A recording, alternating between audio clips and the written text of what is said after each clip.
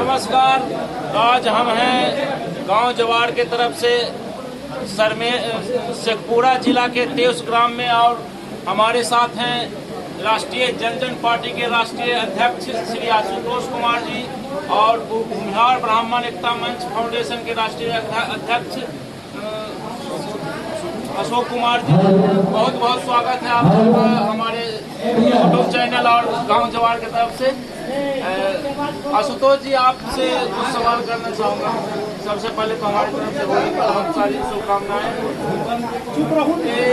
राष्ट्रीय जनजन पार्टी की आवश्यकता क्या समझा आपने जो समाज के बीच इस पार्टी को उतारा है? सबसे पहले आपके चैनल का नाम हम जानना चाहेंगे। गांव जवाड़ से। तो सबसे पहले आपके तमाम दर्शकों को हमारे तरफ से होली की अग्रिम शुभकामना है, बधाई है।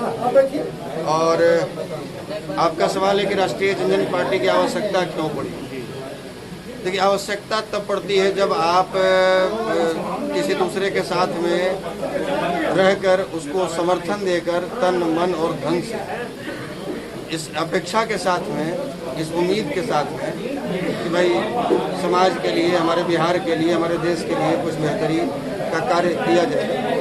लेकिन जब आपकी उम्मीदें टूटने लग जाती हैं तब एक विकल्प का निर्माण होता है और वैसी वैकल्पिक व्यवस्था के रूप में राष्ट्रीय जनजन पार्टी का गठन किया गया है, निर्माण किया गया है। और आप बिहार की जो दुर्दशा देख रहे हैं, आज़ादी के बाद से लेकर 30-35 वर्षों तक बिहार भारत के सबसे विकसित राज्यों के श्रेणी में सबसे ऊपरले पायदान पर खड़ा था। जब डॉक्टर सरकिशन सिंह जैसे लोगों का प्रतिनिधित्व उनके पास था बिहार। बात है, हम लोग आज श्री बाबू की धरती पर इसलिए हम इस बात को रखे हैं आपके सामने।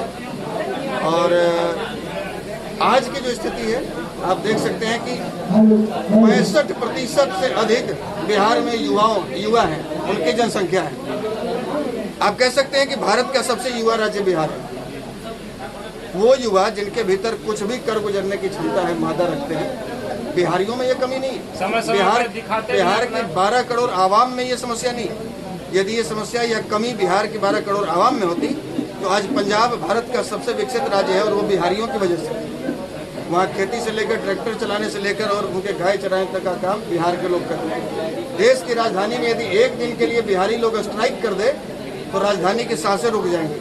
आर्थिक राजधानी मुंबई भी बिहारी चला रहे हैं और लेह लद्दाख में सड़क भी बिहारी बना रहे हैं और मणिपुर और नागालैंड में जाकर चाय की दुकान भी बिहारी खोले हुए हैं।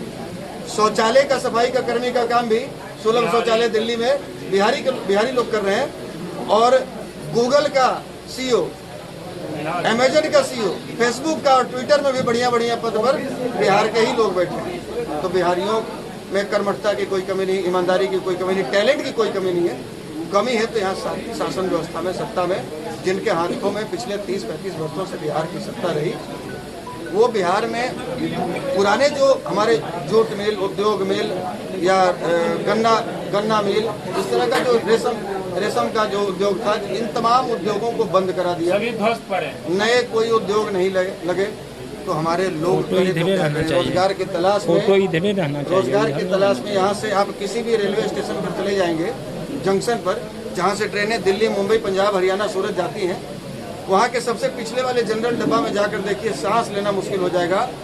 बोरी की तरह आदमी पर आदमी भर कर यहाँ से दिल्ली, मुंबई, सूरत जाते हैं और वहाँ जाने के बाद उसे बिहारी ऐसे देखा जाता है, अरे बिहार से आ गया, मतलब उसने कोई गुनाह कर दिया। आशुतोष जी, एक सवाल और है।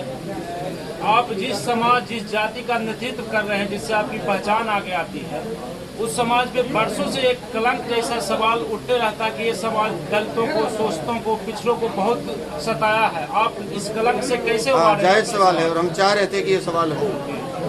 देखिए, वामपंथी मीडिया और दूसरे जो लोग एक खास वर्ग विशेष को टारगेट करके सत्ता में आए हैं पिछले 30-35 वर्षों से, इनका दिन है कि मीडिया के माध्यम से लोगों में एक भ्रम फैलाया गया कि हम शोषक थे, हम सामंती हैं, हमने शोषण किया है।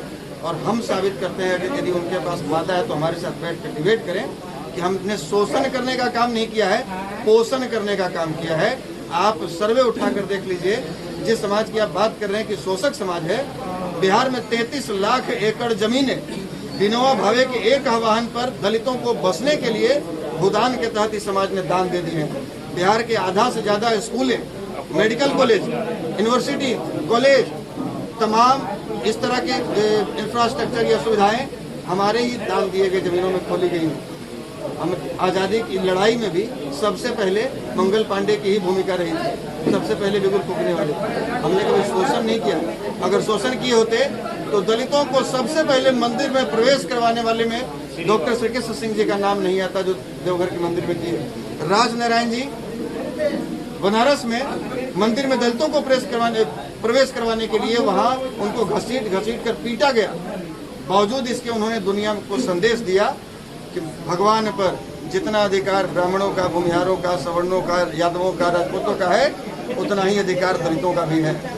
तो हमने कभी शोषण का काम नहीं किया। अब उसको दूसरे तरीके से लोग पेश कर रहे हैं। हम आपके गांव जेवर चैनल के माध्यम से भी जो भी दर्शक हमको देखेंगे, हमारी बात जहां तक पहुंचेगी, हम उनसे भी अपील करना चाहेंगे कि आप इस बात को उन वर्गों तक पहुंचाइए जहां आपके खिलाफ लोगों को भड़काया जा रहा है, दिमाग में डाला जा रहा है कि उन्होंने आपका शोषण किया है। आप कहिए कि आज भी जहाँ रह रहे हैं, आप उस जमीन का खतियान उठाकर देख लीजिए, कहीं ना कहीं हमारे ही पूर्वज का नाम उसमें लिखा रहेगा। हमने कभी शोषण नहीं किया।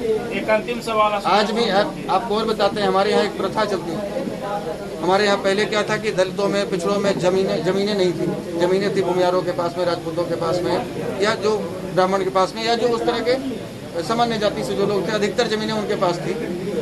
तो हम लोगों में एक प्रथा थी, मगध क्षेत्र में, शाहाबाद में और इस क्षेत्र में भी, कि हमारे यहाँ जब गेहूं या धान की कटनी होती थी तो खेत में ही 5 बोझा छोड़ दिया जाता था, 5 पौनिया के लिए बोला जाता था, जिसमें नाई, धोबी, कहार, कुम्हार, ये हमारे पूर्वजों ने सिस्टम बनाया था कि उनके पास खेती नहीं है तो भूखे नहीं मरेंगे। तो हमारे 5 बोझा खेत में ही रखा रहता था ताकि वो लोग जो उसको लेकर जाए और उनका ही भरण पोषण हो। तो हमने तो सबको साथ लेकर चलने का काम किया। लेकिन आज जो वर्ग इतना कुर्बानी दी, इतनी कुर्बानियाँ दी, जिन्होंने इतनी सारी जमीनें दान दे दी, जो देश के सर्वांगीण विकास के लिए सब कुछ किया, आज देखिए जो कॉलेज, जो स्कूल, जो हॉस्पिटल, जो बड़े बड़े यूनिवर्सिटीज हमारे दान दिए गए जमीनों में खोली गई है, आज उन्हीं में हमारे बच्चों का दाखिला तो 80% नंबर लाकर नहीं हो रहा है। हम कहाँ कह रहे हैं कि ये कॉलेज का जमीन हमको वापस दे दो, नहीं कह रहे। हम हमारे बच्चे संघर्ष कर रहे हैं, 80 नंबर लाएंगे, 85 लाएंगे। बस एक सवाल छोटा सा, ये कल परसों जो विधानसभा में विजय कुमार जी का फजीहत हुआ, इस पे आप क्या कहना चाहते हैं? देखिए, विजय सिन्हा जी का फजीहत नीतीश जी नहीं किए, ये तो भाजपा वाले करवा रहे हैं। भाजपा के सबसे सर्वश्रेष्ठ नेता थे। हालांकि आज हम सांस्कृतिक कार्यक्रम में आए हुए हैं, धार्मिक स्थान पर बैठे हुए हैं, और हमारे गुरुजनों का, पूर्वाचार्यों का कहना है कि जब आप सांस्कृतिक या धार्मिक कार्यक्रम में जाते हैं तो राजनीति की बात नहीं होनी चाहिए।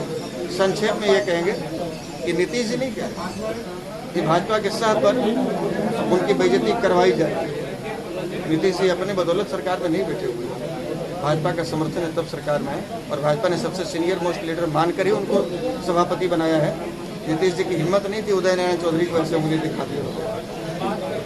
तो ये बेइज्जती बीजेपी वाले करवा रहे हैं, और ये समझना विजय सिन्हा जी को पड़ेगा, उनके समाज वालों को पड़ेगा।